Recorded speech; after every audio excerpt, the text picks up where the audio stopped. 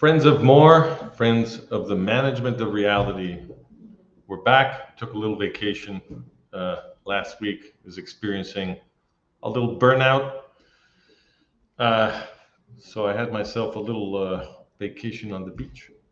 But we are back, and today is our live English podcast of Thursdays. And today the topic is Maurice Joly and the theory of counterfeit democracy.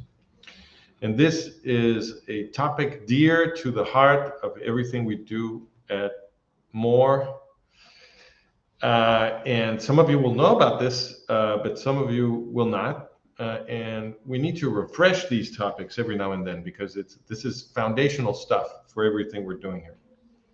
So who's this Maurice Joly? Maurice Joly is Orwell before Orwell, okay? Very important political theorist, tremendously insightful, focused on how political systems can deteriorate without the citizenry understanding what is going on, okay? This was his central question. And if I had to boil down Maurice Joly's message to Westerners into a very pithy nugget, I would say it like this. Maurice Joly is explaining to us that the minute that we allow the bureaucrats running government to have a clandestine service that can spend the money of the citizens in secret, that minute you destroy democracy. That was his argument. Okay. So he's writing in 1864 is when his book is published. His book is called Dialogue in Hell Between Machiavelli and Montesquieu. So he's writing in the second French, in the period that goes from the founding of the Second French Republic to the end of what they call the Liberal Empire. So the guy running France there is Louis Napoleon Bonaparte, who starts out as the elected president of the Second French Republic, French Second Republic, and ends as the new emperor, right? He becomes the new emperor of France. It's a self coup that he kind of organizes there, but it's all very subtle. And this is exactly what Maurice Joly is about, right? So he's writing at the very birth of democracy, because the French Second Republic is really the birth of modern democracy. This is right after the revolutions of 1848. Okay, I'm gonna put this up on the screen so that you can see the resources we have for you about this. Allow me. So, why can't I see this?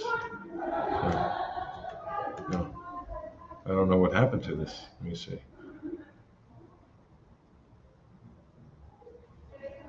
Oh, there it is. There it is. Okay, so this is the article that talks about Maurice Joly and the theory of counterfeit democracy. Okay, it goes in. It gives you a picture of who Joly was, what he was trying to do, and also summarizes the most important arguments that Maurice Joly is communicating. And he does there's a lot of careful, detailed analysis and explanation of the specific methods that bureaucrats in control of a clandestine service will employ in order to achieve control over the entire system in secret. So it'll be an apparent democracy on the surface. All of the articulations of the system and the institutional personalities and so forth. That will all be preserved.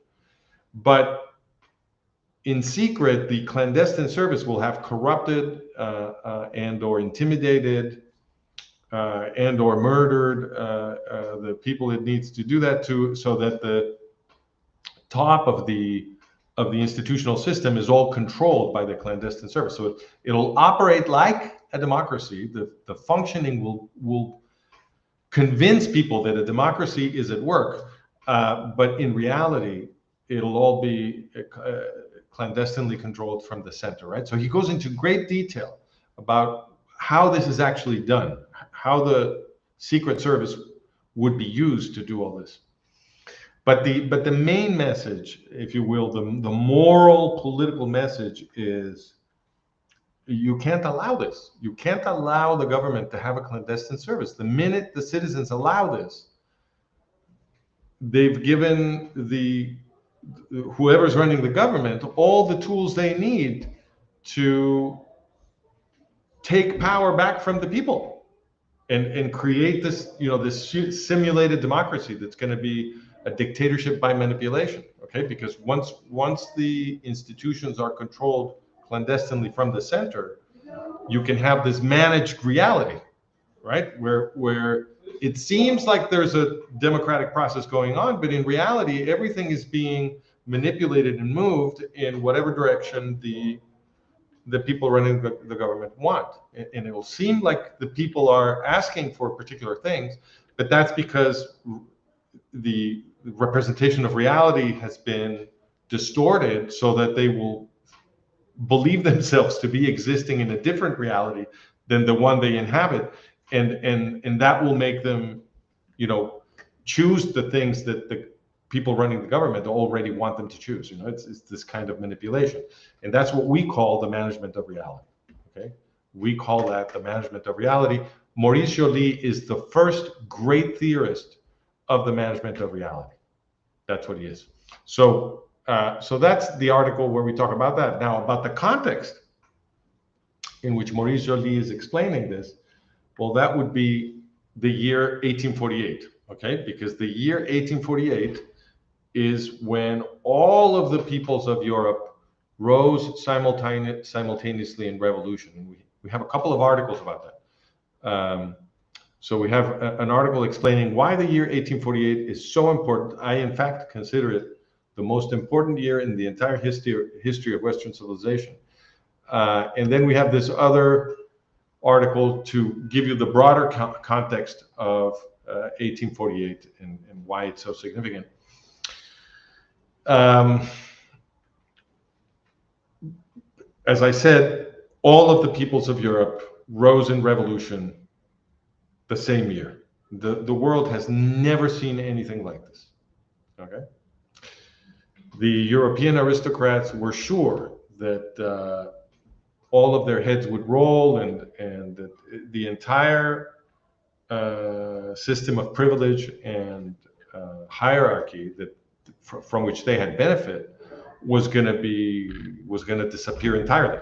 Okay, this was the fear in 1848, because you can imagine that all of the peoples of Europe, and even in the West, in the colonies, this happened too. So all of the people of the West, rising in revolution the same year, that's got to scare them. That's got to be a very scary experience for the aristocrats. And it changed the world, because in order to survive at the top, what they did is they opened the valve, and they began allowing some of the things that the people in the barricades were demanding, right? So they were demanding freedom of speech, freedom of association, separation of church and state, constitutions, universal suffrage, charters of rights, everything that we associate with the modern democratic Western world. This is when it was born. Maybe not in its full institutional efflorescence, but in 1848, what changes is the political grammar. From 1848 onwards, the people running the countries of the West have to at least speak the language of progress, of, we're fighting poverty, we are protecting people's liberty, blah, blah, blah. They had to adopt this way of speaking, thus changing the political grammar of the West, because if they didn't do that, the people on the streets had already demonstrated that they could remove them from power, right? So this is when the political grammar of the West changes, and in changing, produces a kind of ramp for these Western societies to keep moving progressively as the pressure from below continued in the direction of more liberty, more political participation, a consolidation of basic rights protected by law and so forth. And you get this emerging, finally, this emerging legal equality of all Westerners, okay? So the pivot is 1848. That's the year that really gives birth to the modern world in the West. And so that's the world in which Joly is writing. Okay, Maurice Joly is writing just a few years after that. Okay, so Louis Napoleon Bonaparte is elected president of the French Second Republic in 1849, right? The year after the revolution, and that's the regime in which Maurice Joly is existing, right? And in 1864, he publishes The Dialogue in Hell between Machiavelli and Montesquieu. All right. Now, the broader context is, of course, the French Revolution, unquestionably. In other words, the reason you have 1848 is because you had the French Revolution before that. The French Revolution had been defeated in 1815 because that's when Napoleon Bonaparte, the conqueror, or maybe we should call him the liberator, was finally defeated. This is the uncle of the president of the French Second Republic. Okay, Louis Napoleon was the nephew. And when Napoleon was defeated, the entire process of exporting the ideas of the French Revolution was somewhat interrupted. But the French Revolutionary Wars and then the Napoleonic Wars had done a lot of work to export the ideas of the French Revolution to the rest of the West. And it's important to see that context so that you understand the forces at work that produce the modern world. And it's something that needs to be discussed with care, because in much of Western education, especially in the Anglo-Saxon world, Napoleon Bonaparte is represented as a bad guy. And sometimes they even compare him to Hitler. And there is zero similarity between Napoleon and Hitler, except in the sense that they were not holding elections. You know, I mean, if you want to say that makes them similar, okay. And they both had 2 feet. You know, but other than that, Napoleon, okay, he didn't hold elections, but you have to understand, Napoleon was rescuing France from a very bloody civil war. And he also rescued France from an international war. So Napoleon is the guy who puts an end to the terror. That's a very big deal. And all of France, all of Europe was at war with France. And Napoleon defeated Europe, saved the French Revolution. Okay. Was that a bad thing? I don't think so. So when people talk about the French Revolution, especially in the Anglo-Saxon world, they typically present the French Revolution as an apocalyptically horrendous thing. And they're mostly doing that because they are impressing on you how horrible the period of the terror was, the French Revolutionary Terror. And I'm not going to say otherwise. It was apocalyptically horrendous. Absolutely, no question. But what they don't usually explain carefully in school, I discovered this when I started doing my own research into the French Revolution. What they don't explain to you is that the descent into the terror would not have happened if the French king had not allied with foreign aristocrats to destroy the French Revolution. So Louis XVI and Marie Antoinette, they were allying with foreign kings and nobles so that they would attack France, destroy the French Revolution, and reinstate Louis XVI as an absolutist king of France. Now, obviously, this didn't have to happen. Louis XVI could have made his peace with the revolution. It wasn't that difficult a proposition, really, because most of the revolutionaries wanted to keep the king. And if you don't read carefully about the French Revolution, you might not notice this. You might get the impression that the French Revolution was to get rid of the king. No such thing. What the French revolutionaries, the overwhelming majority of the revolutionaries wanted when the French revolutionary process began with the taking of the Bastille, Bastille in English, La Bastille in French. Most of the revolutionaries, when they took the Bastille and created the National Assembly, they wanted a constitutional monarchy like they have in Britain. The British system had great prestige with the French revolutionaries. Okay, and most of them wanted a constitutional monarchy. But when Louis XVI was caught, because he was caught trying to escape to join the foreign aristocrats that were about to attack France, who had been threatening the French Republican authorities with war unless they reinstated Louis XVI in all of his absolutist privileges. This was going on. So when they caught the king trying to escape to attack France, that changed the whole nature of the process, because the terrorists, who had always been a very tiny minority that nobody was listening to, who had kept saying from the beginning that the only way to have a successful revolution was to exterminate the aristocrats, right? When they caught the king doing this with some other French aristocrats, trying to ally with the foreign aristocrats to attack France, this made everybody in the revolutionary movement, or a lot of people at least, very paranoid, very paranoid. And you have to understand the international context, because France did end up fighting against these foreign aristocrats. All of the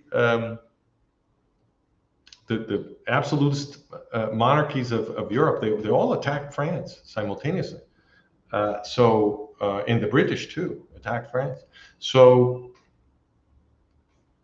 you can imagine how scared and how paranoid the revolutionaries became. And in that context, with all of Europe attacking France and the king trying to sabotage the defense of revolutionary France, well, the terrorists suddenly gained great prestige. It seemed as though they had been right, and pretty soon, to insist in any kind of due process for the king, and to have a real trial for the king, and this and that, and any kind of attempt to preserve the monarchy, pretty soon was interpreted as treason, as being part of some kind of counter-revolutionary fifth column. And it became impossible to be a moderate very, very soon. This happened very quickly.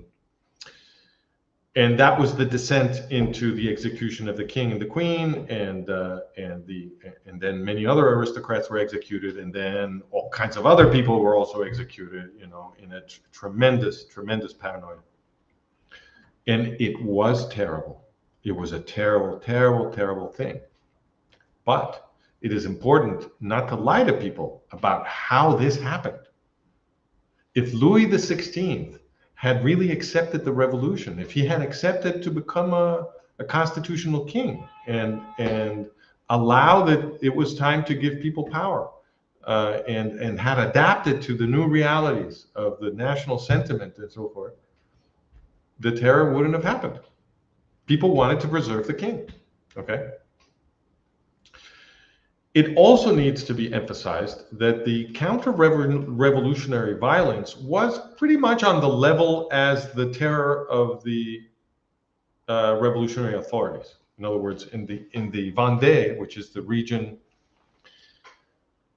in the west of France, where Great Britain had landed troops and where ultra-Catholic sentiment was fighting to preserve a monarchy tied to the Catholic Church, blah, blah, blah.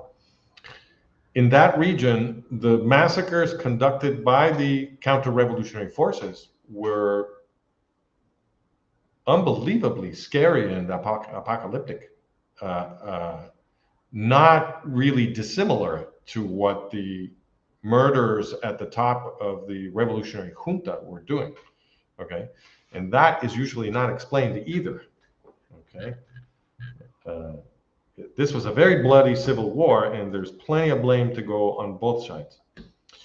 And what they usually also don't explain to you is that the terror was brief. It was horrendous, but it was brief. It was 2 years of terror. And then Napoleon, this genius, managed to take political control of France at the same time that he took control of the war, and reconciled France. He ended the civil war. He reconciled France in a way to the church, and he won the wars against the rest of Europe. He saved the French Revolution. Okay, he wasn't holding elections, but come on, you're not going to compare this guy to Hitler. This guy was saving lives. He was pacifying the country, defeating the foreign enemies, and as Napoleon's control expanded into other parts of Europe, he was received in many places as a liberator, because that's what he was. Where Napoleon arrived, he would impose the Napoleonic Code, which was a meritocratic, liberal legal code, far superior for ordinary people than the legal codes of the oppressive aristocrats that Napoleon was ridding them of. Okay, so people's lives improved, or the lives of ordinary people under Napoleonic government improved. The aristocrats didn't like it, but ordinary people liked it fine. And the clearest example of what the promise and value orientation of Napoleon Bonaparte was, as always, you can see it in his treatment of the Jewish community. Everywhere that Napoleon went, the ghettos were abolished and the Jews were given citizen rights. Okay? He couldn't tolerate slavery. The French Revolution was clearly anti-slavery. They abolished slavery in the colonies as well. The French revolutionaries did that. And Napoleon abolished the slavery of the Jews in Europe. All right? So he was not the bad guy, and he's nothing like Hitler. True, he was a megalomaniac. Yeah, he thought he could govern everything, sure, okay. But don't compare him to Hitler. Yes, Napoleon ended up making a very bad decision to invade Russia, and that cost him everything. But you must also consider his intention. Like, Russia was the most primitive, most backward, absolutist monarchy in the West. And everybody in Russia was a slave. They were buying and selling people there. And great suffering in Russia. And if he could defeat Russia, then perhaps freedom would flourish everywhere. It was not such a bad bet conceptually. It's just that militarily it was a very difficult thing to do, and he couldn't get it done. And that cost him everything. And it killed a lot of French people. All of that is true. And it killed a lot of Russians. All of that is true. But he was trying to change the world for the better. I think the evidence is quite decisive on that point, in my view. And people remembered this, right? So yes, Napoleon was defeated in 1815, but the memory of the French Revolution and the memory of everything that had happened with the Napoleonic Wars and the Napoleonic Code and everything that had happened, people remembered that. It had a tremendous effect. There was a political awakening in the West. So you might say that the French Revolution was exported to the rest of the West with the Napoleonic bayonets, okay? And after 1815, there was a lot of suffering again in Europe because the aristocrats tried to reimpose themselves and sort of kick everybody back into the Middle Ages. If you want sort of a picture for the ridiculous suffering of Europeans during this period from 1815 to 1848, go read Les Miserables by Victor Hugo, because that's what he's depicting. He's writing about that period. And he's not even writing about the most deplorable conditions in Europe, because France was not the worst place. The worst places were, Central and Eastern Europe, where peasants could be physically assaulted arbitrarily by the aristocrats. Just imagine that. An aristocrat could grab a cudgel and beat a peasant. This is 19th century, first half of the 19th century. There was no such thing as human rights, okay? And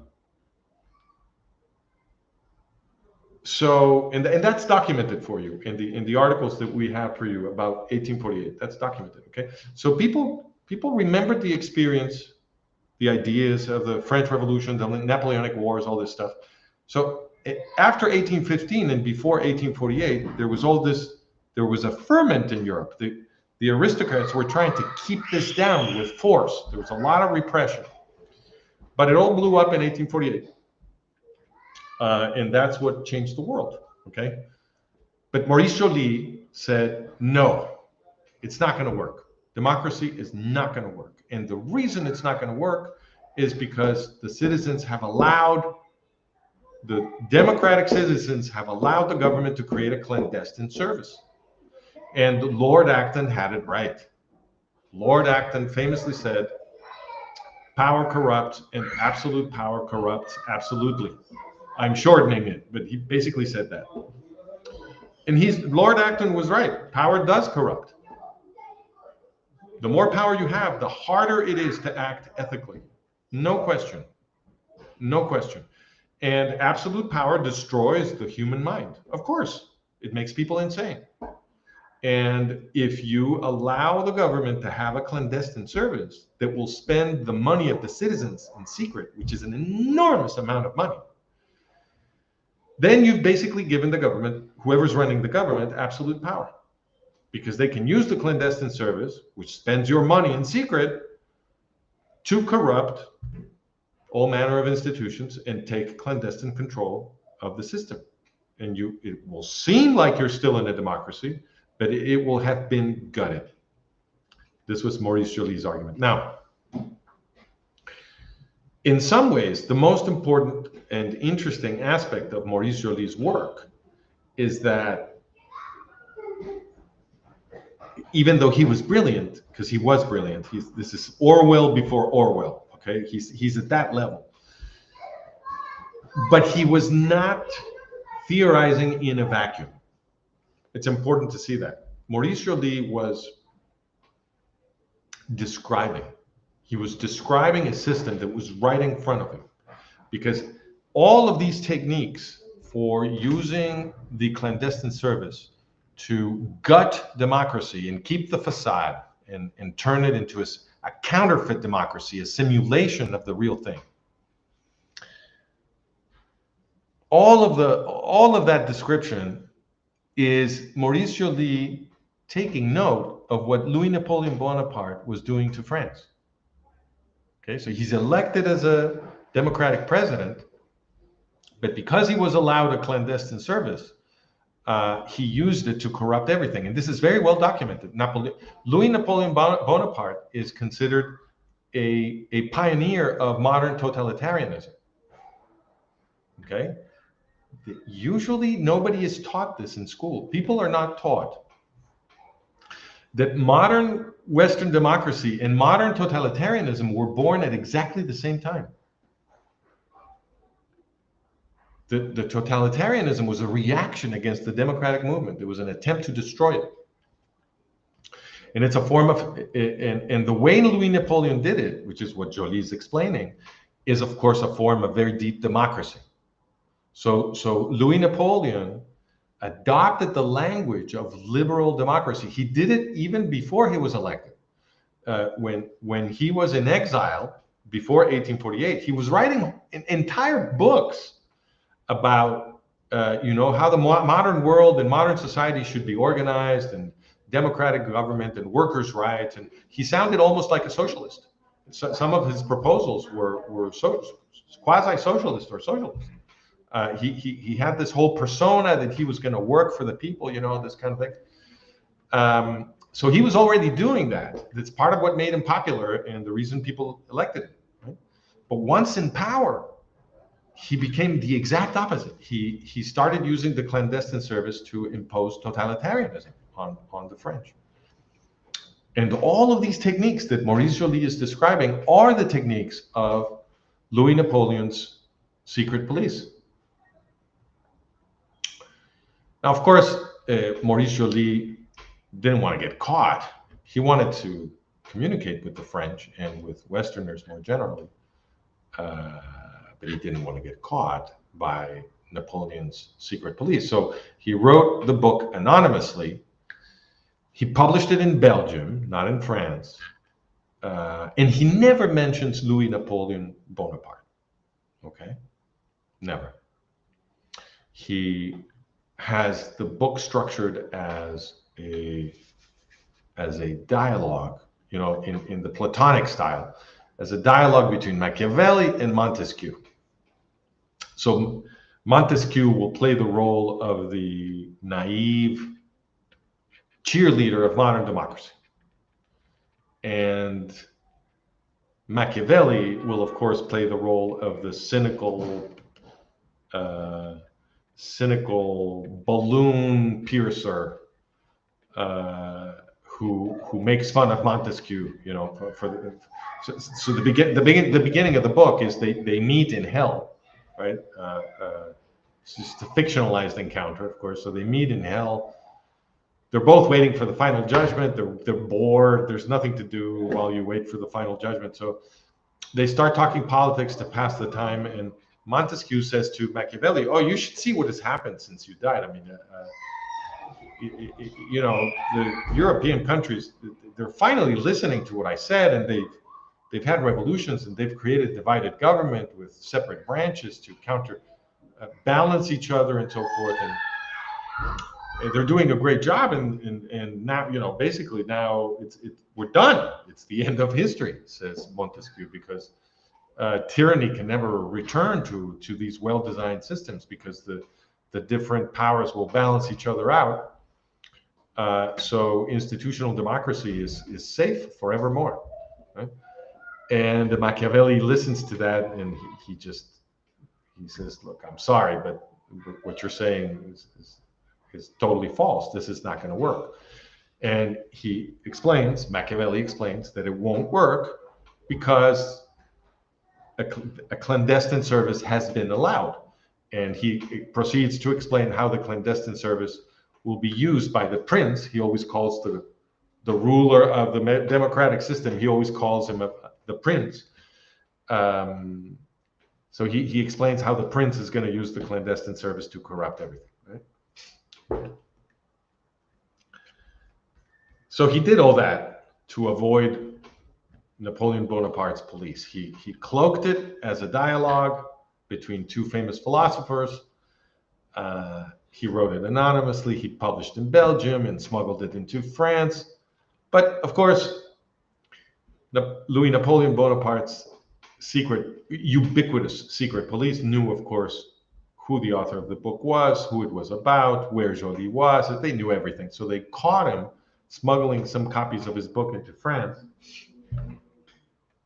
threw him in jail on a charge of promoting anti-state terrorism or some nonsense like that. And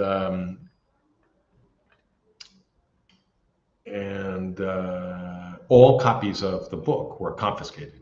Okay, so it disappears from circulation. Almost nobody had a copy of this book anyway. He was arrested right away. But wherever there was a copy, it was confiscated. So nobody really even became aware that this book really existed. It was snuffed out as soon as Joly tried to make it flourish.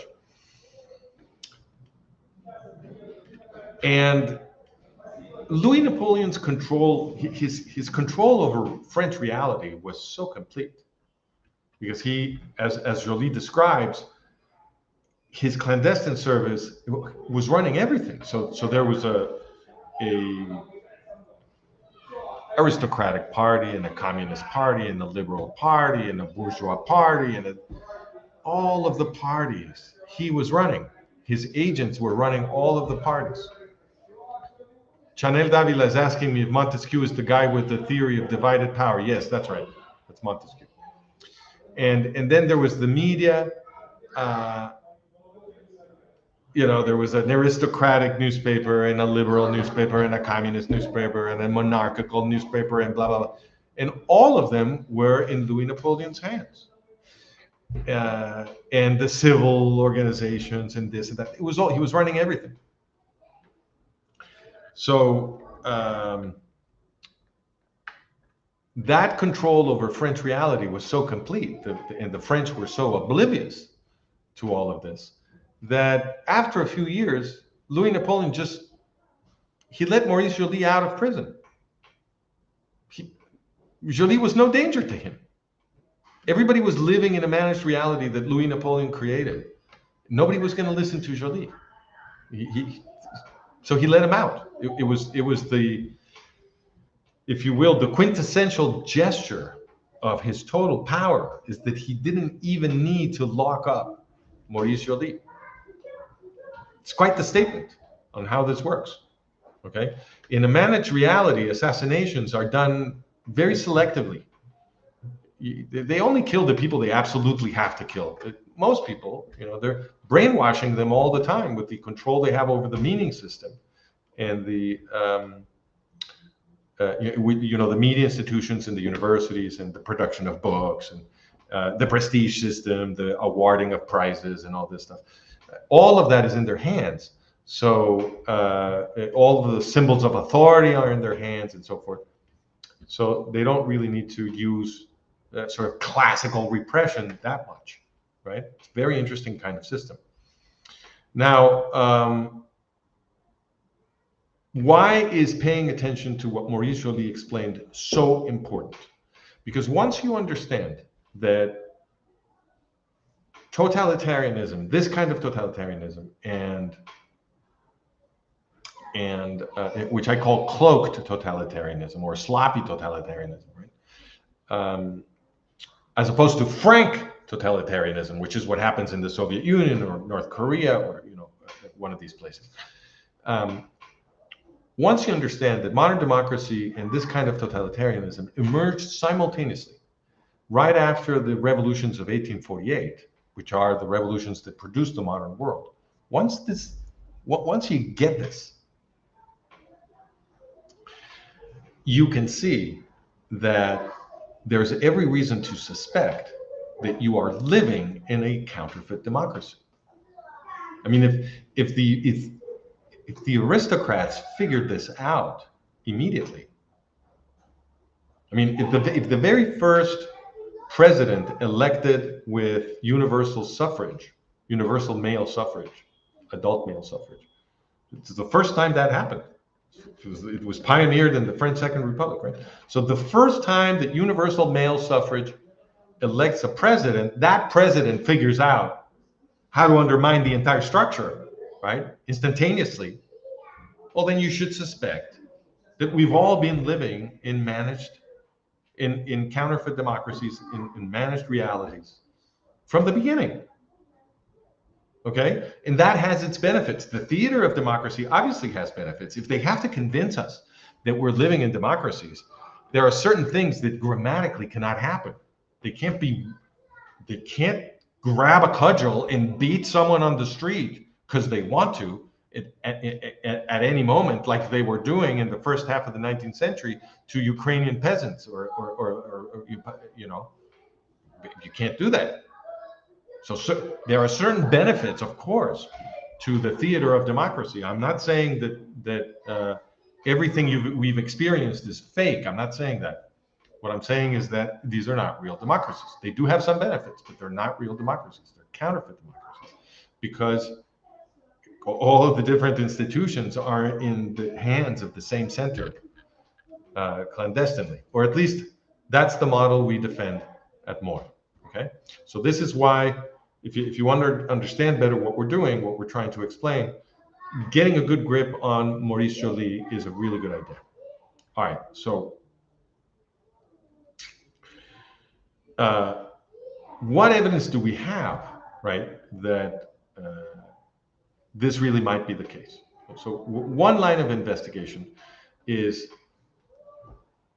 that, well, you can start with the observation that what Maurice Joly wrote in the right hands, in other words, in citizen hands, he wrote it for us. He was trying to communicate with us, right?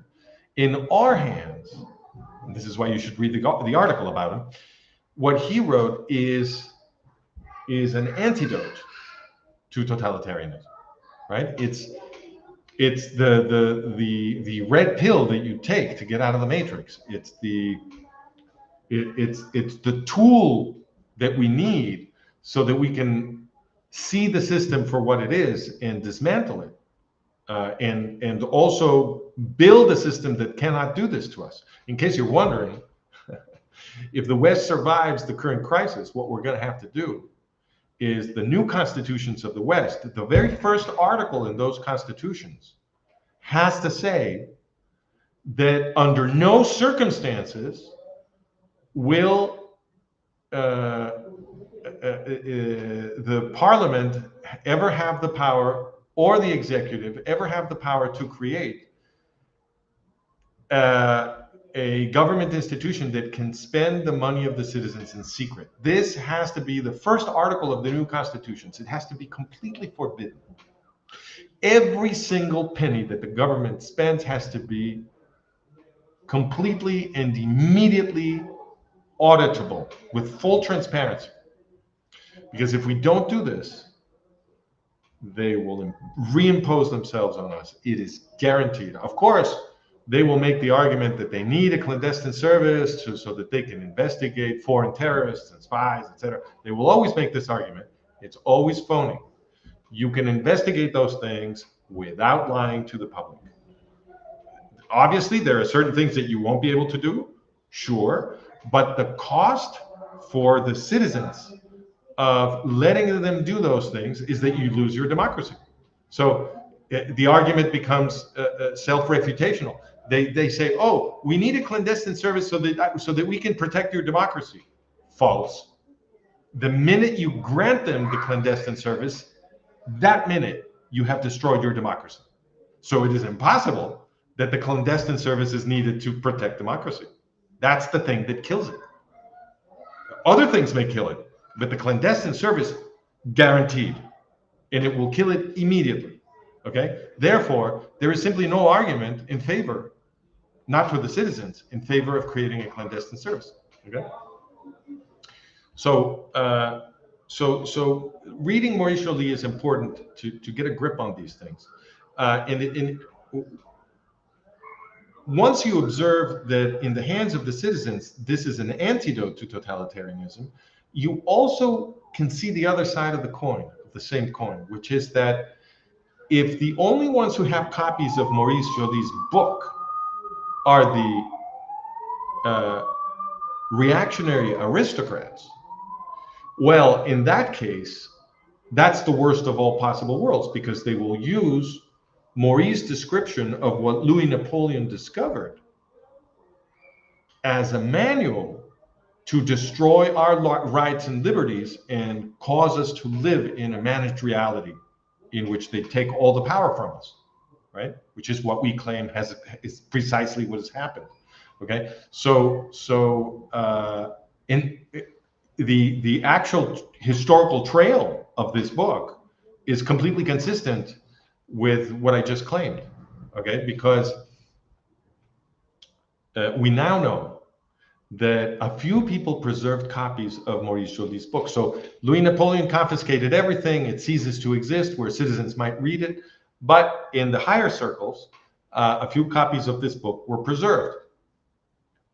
And I explain all of that in the, okay, so this topic I'm now veering into, you need a different article for that. Let me put it on the screen. So now I'm veering into this territory over here. The article you want is the Prague Cemetery, and everything I'm about to say is explained in this article. Okay.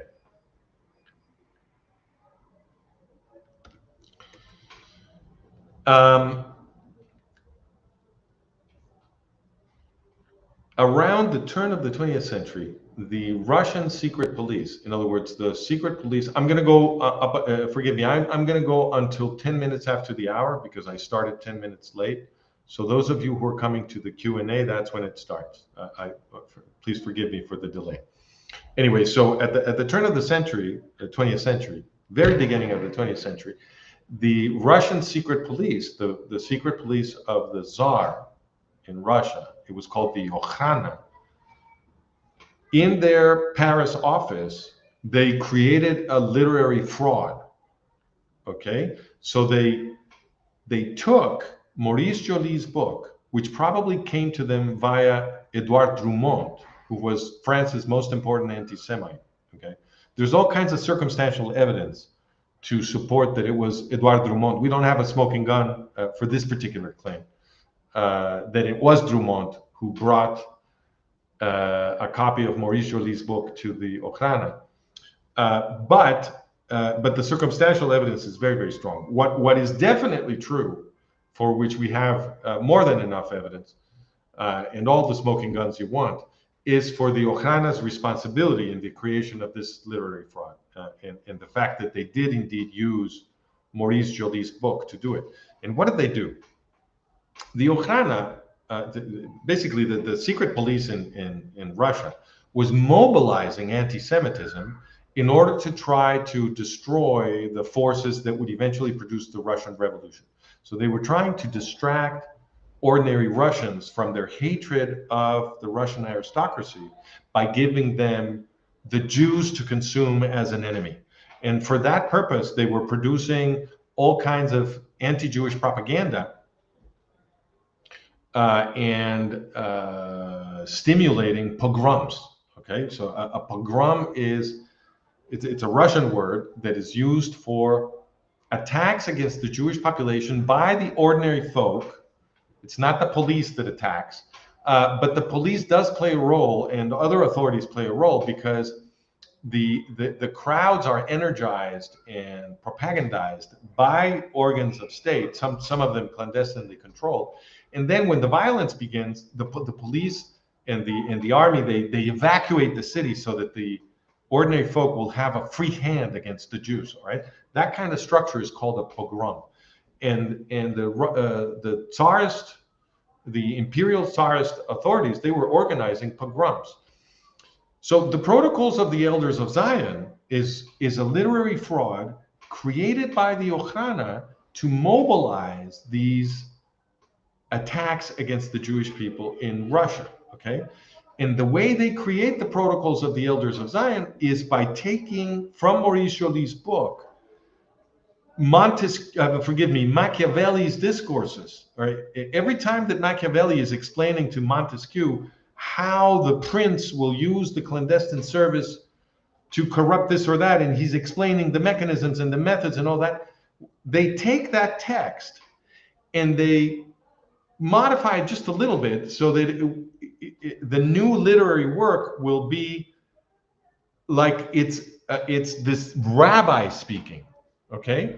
So it's supposed to be the minutes of a meeting of very powerful rabbis that in secret control everything, all of the institutions in Western civilization, and they're meeting in secret to discuss their plans of world domination. And there's one chief rabbi that is talking to the rest, and he's explaining the whole plan and everything that they already control, blah, blah, blah. It's all taken from Machiavelli's discourses in Maurice Joly's book, which has absolutely nothing to do with Jews. It is a description of Louis Napoleon's methods, okay? But this is what the Ochrana did. They created this fraud to make, and it was published in Russia by this guy, Sergei Nilus, who claimed that what he was publishing was the discovered minutes, the discovered minutes of this meeting of the secret cabal of Jews that supposedly had clandestine control of everything. And this is the text that produced the Holocaust, okay?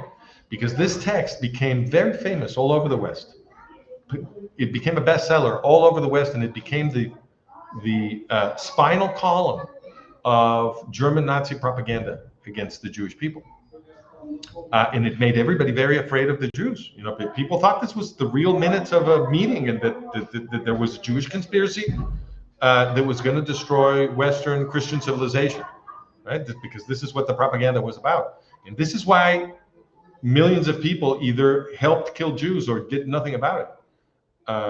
Because their minds had been poisoned with this filth.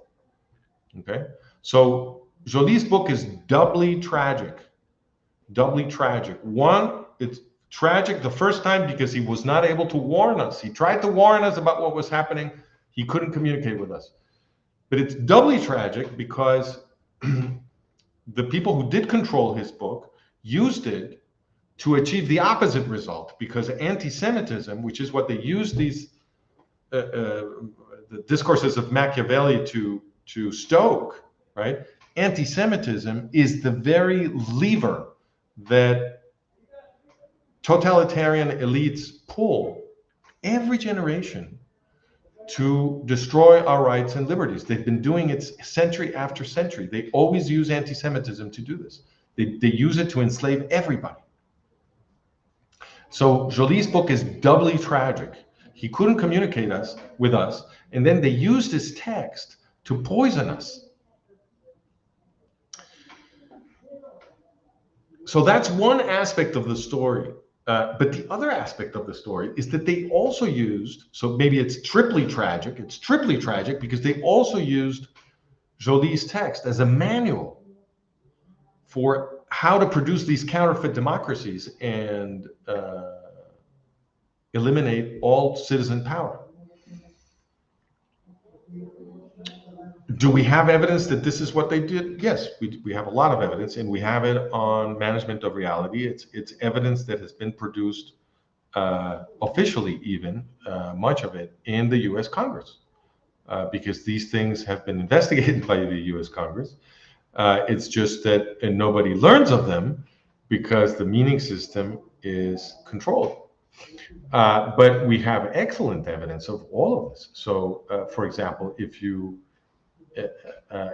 go read, which one is it? This one. Francisco, we are not looking at that section. We are looking Why at... not? Why not? I'm sharing the screen. Yeah, but you share another screen. No, I'm sharing the whole screen. The entire screen. That's what I chose to share. I don't understand.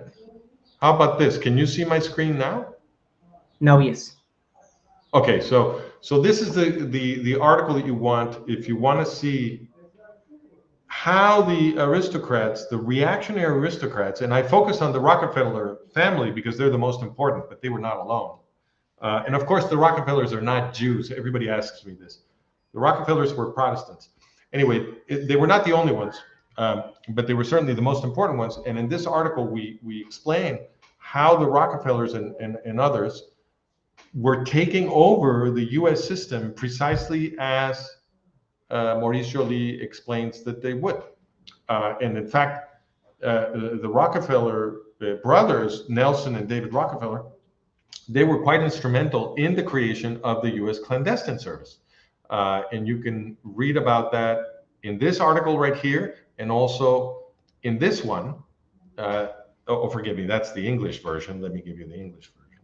So, how many Nazis were secretly recruited at the creation of the CIA? It turns out the CIA, the US clandestine service, was created absorbing the Nazi clandestine service. Fremde Heer Oost, that was Adolf Hitler's intelligence service in Eastern Europe. There's no controversy over this. Nobody tells you, but there's no controversy. This was documented with material obtained thanks to the Freedom of Information Act. And then also thanks to the, Freedom of Information Act is what Christopher Simpson used to get a lot of material with which to document this. 1988 is his book, Blowback. And then thanks to the Nazi War Crimes Disclosure Act, which is a later law, other historians have expanded on what Simpson found. There's no controversy over this. It's just that nobody talks about it. But they absorbed all the Nazi intelligence infrastructure. We're talking about tens of thousands of German Nazis and German Nazi collaborators. That's what became the CIA, okay? And that's where they cook U.S. foreign policy. And, well, we know that the CIA began corrupting everything because there was a scandal in 1967, I believe it was, the year that Ramparts magazine, a relatively small magazine, as you can see there, they published an expose that showed that the National Student Association, which was the biggest student association in the whole country, was a CIA front. It was a huge thing. It was being run by the CIA. And that investigation, that became a scandal, and it became a snowball of investigations that ended up with the creation of the Church Committee in the U.S. Congress to investigate the activities of U.S. intelligence. And what came out is just it's a horror movie. Okay, it was documented in the U.S. Congress that the U.S. clandestine service even had a mind control program. They were torturing human beings to figure out how to control their minds. Okay, it's just pure totalitarianism, which is what you expect from Nazis, which is who was running the CIA, because the CIA was created by recruiting Nazis. Okay, and they were spraying. We have an article about this too. Let me put it on the screen. We have an article about. Let me see how to look about bioweapons. Let's do it like that. Here we go. They were spraying experimental bioweapons on millions of US citizens. Again, this was documented in the US Congress. There is zero controversy over whether this happened. It's just that nobody talks about it anymore. Millions of US citizens were secretly sprayed with experimental bioweapons in a period of 20 years. And according to Leonard S. Cole, the author of this book I'm going to show you right now, this is his book. It's he's a researcher at Rutgers, and his book Clouds of Secrecy is a documentation of this whole thing. And he claims it's still going on, and there are very good reasons to believe that it is still going on. This is what we're talking about. I mean, no conspiracy theory movie that you've seen comes close to what actually happened. So we obviously Westerners need to get a grip on this, and we have a lot of more stuff on management of reality to support this story. I mean, what I just told you is enough, but we have more. Go read the Iran-Contra series. If you read the Iran-Contra series, you'll see in part 4 that we have a documentation of the next cycle of scandals. So these scandals were in the 70s. The next cycle of scandals were in the 80s with the Iran-Contra scandal. And as you'll see in part 4, that congressional investigation once again demonstrated that the CIA they have corrupted everything. The entire media, the universities, they had corrupted everything. But that chapter of the Iran-Contra congressional report was suppressed from the finally published report. So again, most of the public never learned about this, and you have to go digging.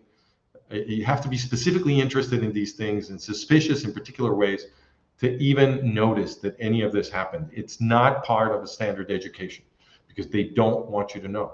Okay.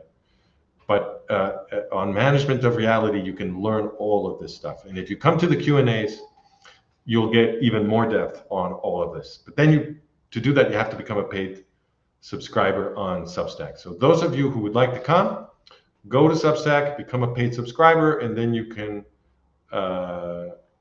see the last published post where we have the link to the Zoom so that you can come to the Q&A. And with that, I say goodbye, and I'll see you next Thursday. We will continue to talk about this subject so that you can connect Maurice Joly and what happened there more clearly to everything that's happening today. It'll be important to my explanation of Trump's policy in the Middle East, you'll see. So